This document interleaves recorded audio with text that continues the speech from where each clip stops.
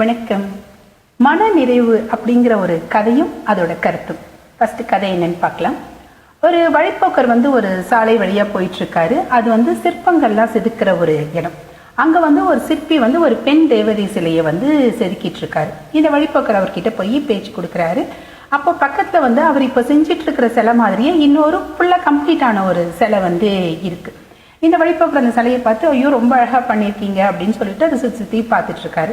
அப்புறம் கேட்குறாரு, எதுக்கு ஒரே மாதிரி 2 சிலை பண்றீங்க, 2 தேவைப்படுதா அப்படின்னு கேட்குறாரு. அப்போ அந்த சிற்பி சொல்றாரு, இல்லை அந்த சிலை தான் நான் ஃபர்ஸ்ட் பண்ணினேன், பட் அதில் ஒரு சின்ன தப்பு நடந்துடுச்சு, அதனால நான் இப்போ திருப்பி பண்றேன் அப்படிங்கிறாரு. இவர் எதுங்க நான் கண்டுபிடிக்கிறேன் அப்படின்னு சொல்லிட்டு போய் பார்க்குறாரு. அவரால் கண்டுபிடிக்கவே முடியல. அப்போ கேட்குறாரு, என்ன தப்பு எனக்கு தெரியலையே அப்படின்னு சொல்லி கேட்கும்போது இந்த சிற்பி சொல்றாரு, அந்த சிலையோட மூக்கோட இடது பக்கம் பாருங்க கொஞ்சம் உள்ள போயிருக்கு, நான் கொஞ்சம் எக்ஸ்ட்ராவா அதுல செதுக்கிட்டேன் அப்படின்னு சொல்றாரு. இவர் போய் பார்த்து தடவி பார்த்தாதான் அவரால் கண்டுபிடிக்கவே முடியுது. அப்ப கேட்கிறாரு, ஐயோ இதை பண்ண சொன்னவங்க இதை கண்டுபிடிச்சு உங்களை வேற பண்ண சொல்லிட்டாங்களா அப்படின்னு கேட்கிறாரு. இல்ல அவங்க கிட்ட நான் இன்னும் காமிக்கவே இல்லை, நானே தான் திருப்பி பண்றேன் அப்படிங்கிறாரு. ஓ, இந்த சிலையை கோவிலோட என்ட்ரன்ஸ்லயே வைக்க போறாங்களா, அப்ப வேற யாராவது கண்டுபிடிச்சிட்டாங்கன்னா என்ன பண்றதுன்னு நீங்க பண்றீங்க அப்படின்னு கேட்கிறாரு. இல்ல இந்த சிலையை கோவில் கோபுரத்தோட 30 அடி உயரத்துலதான் இந்த சிலையை வைக்க போறாங்க அப்படின்னு உடனே இந்த வழிபோக்கருக்கு ரொம்ப ஆச்சரியமாயிடுது. என்னங்க, கோவில் கோபுரத்துக்கு மேல 30 அடி உயரத்துல ஒரு சிலை, அதுல சும்மா மூக்குல ஒரு சின்னதா ஒரு பள்ளம், இதை பண்ண சொன்னவங்களும் உங்களை திரும்பி பண்ண சொல்லல, அங்க இருக்கிறது யாருக்கு தெரிய போகுது, எதுக்காக நீங்க திருப்பி பண்றீங்க அப்படின்னு கேட்டோடனே அந்த சிற்பி சொல்றாரு, எனக்கு தெரியுமே அப்படிங்கிறாரு. இவ் வழிபோக்கருக்கு புரியல, நீங்க என்ன சொல்றீங்க அப்படின்னு கேட்கிறாரு. அப்போ அந்த சிற்பி சொல்றாரு, இந்த சிற்பத்தை நான் தான் செதுக்கினேன், இதை இப்ப நான் இதுல தப்புன்னு எனக்கு தெரிஞ்சிடுச்சு, இது அப்படியே நான் கொடுத்தா அவங்க கண்டுபிடிப்பாங்களாங்கிறது ஃபர்ஸ்ட் தெரியாது, அப்படியே அவங்க கண்டுபிடிச்சா கூட ரொம்ப சின்னதுதான், இட்ஸ் ஓகே ஃபைன் அப்படின்னு சொல்லிட்டு அவங்க விட்டுட்டு அந்த சிலையை கொண்டு போய் அவங்க கோவில் கோபுரத்துல கூட வச்சிடலாம். ஆனா இந்த வழியா நான் கடந்து போகிற ஒவ்வொரு நாளும் என் மனசுக்குள்ள ஒரு உறுத்தல் இருந்துகிட்டே இருக்கும். நம்ம வேலையை கரெக்டா பண்ணல, அந்த சிற்பத்துல ஒரு குறை இருக்குங்கிறது என் மனசை உறுத்திக்கிட்டே இருக்கும். ஆனா இப்ப நான் கரெக்டா ஒரு சிலையை பண்ணி அவங்கள்ட்ட கொடுத்து அதை கோபுரத்து மேல வச்சுட்டாங்கன்னா எனக்கு அதை சொல்ல முடியாத ஒரு மன நிறைவு எனக்கு கொடுக்கும். நாளைக்கு இந்த வழியா நான் கடந்து போகும்போதெல்லாம் எனக்கு ஒரு சந்தோஷமும் ஒரு தன்னம்பிக்கையும் ஒரு இதுவும் எனக்கு இருக்கும், அதனாலதான் நான் பண்றேன் அப்படின்னு சொல்றாரு. அந்த வழிபோக்கர் ரொம்ப ஆச்சரியமா அந்த சிற்பியை பாக்குறாரு. இது எவ்வளவு ஒரு உயர்ந்த விஷயம் இல்லை. ஏன்னா நம்ம வாழ்க்கையில நிறைய விஷயங்கள் அடுத்தவங்களுக்காக பண்ணிக்கிட்டு இருக்கோம். ஒண்ணு அவங்க கிட்டேருந்து ஒரு அங்கீகாரம் கிடைக்கணும், இல்ல அவங்க கிட்டேருந்து ஒரு பாராட்டு கிடைக்கணும், இல்ல அவங்களை ஏதாவது ஒரு விதத்துல நம்ம சமாதானப்படுத்தணும், சந்தோஷப்படுத்தணும் அப்படிங்கிறதுக்காக.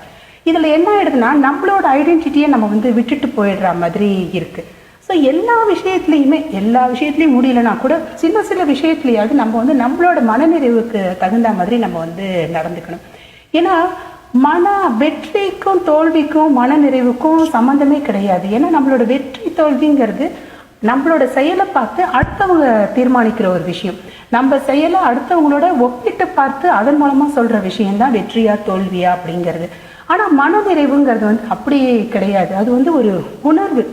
அந்த உணர்வு நமக்குள்ள ஒரு பெரிய பலத்தை கொடுக்கும், ஒரு சந்தோஷத்தை கொடுக்கும், ஒரு தன்னம்பிக்கையை கொடுக்கும். அது எப்படி இருக்கும்னா, நம்ம ஜெயிச்சிட்டோம் மாறா அப்படின்னு நம்மளே சொல்லிக்கிற தருணமா அது இருக்கும். அந்த மனநிறைவு நம்மளுக்கு கிடைச்சதுனாக்கா அதுல இருந்து நம்ம நிறைய விஷயங்களை நம்மளால சாதிக்க முடியும்னு நான் நினைக்கிறேன். இது எதுல வேணாலும் இருக்கலாம். உங்களோட ஆபீஸ் வேலையா இருக்கலாம், உங்க குடும்பத்துல நீங்க கவனிச்சுக்கிற விதமா இருக்கலாம், உங்க கணவரோ மனைவியோ அவங்க கிட்ட நீங்க காமிக்கிற காதலா இருக்கலாம், உங்க குழந்தைகள்கிட்ட காமிக்கிற அன்பா இருக்கலாம், உங்க நட்புகள் கிட்ட நீங்க காமிக்கிற ஒரு உறவா இருக்கலாம், இல்ல இந்த சமுதாயத்து மேல நீங்க காமிக்கிற ஒரு அக்கறையா இருக்கலாம். உங்களோட பங்களிப்பு ரொம்ப சின்னதா கூட இருக்கலாம். ரொம்ப பெரிய விஷயங்கள் தான் பண்ணணும்னு அவசியம் இல்லை. ஆனா சின்ன விஷயத்த கூட உங்களோட மன நிறைவுக்கு தகுந்த மாதிரி நீங்க பண்ணீங்கன்னா அது உங்களுக்கு நிறைய சந்தோஷத்தை கொடுக்கும். முதல்ல நாம நமக்குள்ளேயே தான் போட்டி போட்டுக்கணும். இல்ல அடுத்தவங்க கிட்ட போட்டி போடுறதுக்கு முன்னாடி நேத்தியை விட இன்னைக்கு நான் பெட்டரா பண்ணியிருக்கேன், இன்னையை விட நான் நாளைக்கு இன்னும் பெட்டரா பண்ணுவேன் அப்படிங்கிறது தான் ஒரு நல்ல போட்டியா இருக்கணும். அப்போ ஒவ்வொரு நாளும் அந்த ஒரு விஷயத்தை நம்ம ஒரு மன நிறைவோட செய்யும்போது நம்மள அறியாமையே நம்ம ஒவ்வொரு நாளும் மெருகேறிச்சே வருவோம். அது நம்மளோட வாழ்க்கையை நம்மளோட உயர்ந்த இடத்துக்கு கொண்டு போய் நம்மளை நிறுத்தும். ஸோ எந்த விஷயம் பண்ணினாலும் அதை உங்களோட முழு முயற்சியோடையும் முழு மனதோடையும் முழு மன நிறைவோடையும் அந்த விஷயத்தை நீங்க பண்ணீங்கன்னா அதுக்கு கிடைக்க அங்கீகாரங்கிறது டபுள் பங்கு சந்தோஷத்தை நம்மளுக்கு கொடுக்கும். அங்கீகாரம் கொடுக்குறாங்களோ இல்லையோ, நம்மளுக்கு முதல்ல அது சந்தோஷத்தை கொடுக்கும். அந்த சந்தோஷத்தை நீங்க எல்லாரும் அனுபவிக்கணும்.